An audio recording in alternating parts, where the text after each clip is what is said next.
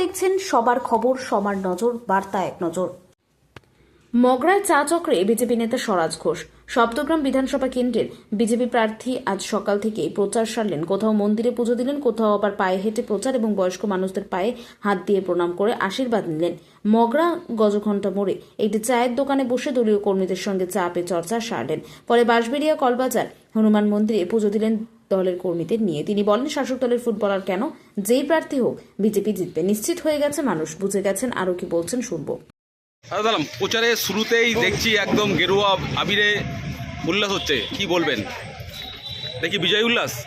দেখুন, আমাদের সপ্তগ্রামে টোটাল এই সপ্তগ্রাম বিধানসভা আপনারা দেখেছেন, কালকে আমার নাম ঘোষণা হওয়ার পর থেকে আমাদের হারিট পঞ্চায়েত, গোস্বামী মালিপাড়া পঞ্চায়েত, মহানাথ পঞ্চায়েত, আগনা পঞ্চায়েত, বিভিন্ন পঞ্চায়েতে আমাদের 7টা যে পঞ্চায়েত আছে, 7টা পঞ্চায়েতের মানুষের উচ্ছ্বাস, আনন্দ এবং যেভাবে রাত কালকে 12টা পর্যন্ত আজকে সকাল থেকে আবার চলছে, তাতে আমার মনে হচ্ছে, মানে এটা আমার কথা নয়, কর্মীদের কথা, যে দ্বারা এখানে আমাদের জয় হয়ে গেছে।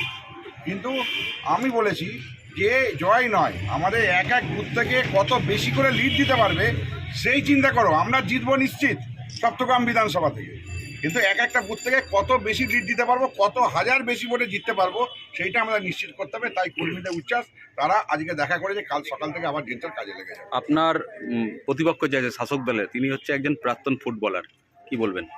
দেখুন, তৃণমূল কংগ্রেসের প্রতিপক্ষকে আমরা ভারতীয় জনতা পার্টি যারা কার্যকর্তা আছে এবং তারা বুথ লেভেলে মাটি কামড়ে মানুষের পাশে প্রথম থেকে পড়ে আছে, মানুষকে নিয়ে চলছে।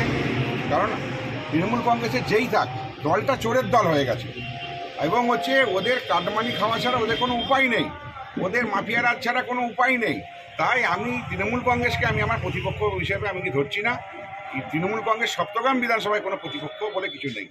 এখানেতে বিধানসভায় ভারতীয় জনতা পার্টি জিতছে, জিতে গেছে, জিতবে। এখানে কি কর্মীদের সঙ্গে আজকে দেখলাম চা খেলেন, কি বলবেন? কর্মীদের উচ্ছ্বাস, আনন্দ, দাদাকে কাছে পেয়েছে, দাদাকে কাছে ডেকেছে।